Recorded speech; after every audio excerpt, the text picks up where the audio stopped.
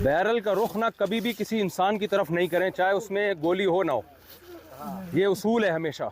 कभी भूले से भी किसी इंसान की तरफ राइफल के बैरल का रुख नहीं। मैंने इतने हादसे राइफलों से देखे हैं, इतने देखे हैं, आपकी सोच होगी। हमारे छिपते में हुआ था। मैंने इतने वाकयात देखे हैं राइफलों के।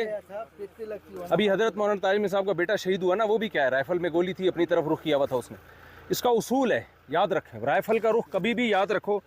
कोई पिस्टल हो आपके हाथ में, कोई राइफल हो, कभी भी किसी इंसान की तरफ रुख करने को कुफ्र समझें आप लोग।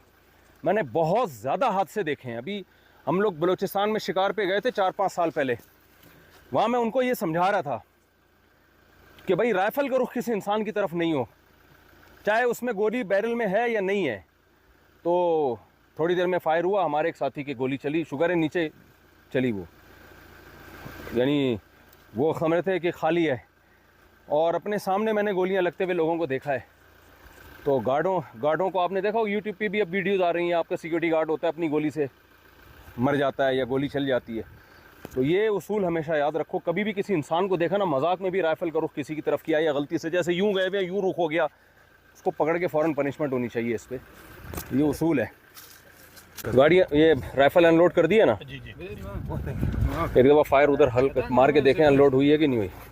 ये भी एक उसूल है, याद रखो राइफल का। अनलोड करके उसको आप एक दफ़ा ट्रैगर पे बटन दबाओ, अनलोड होने के बाद भी इसका रुख इंसान की तरफ नहीं होना चाहिए।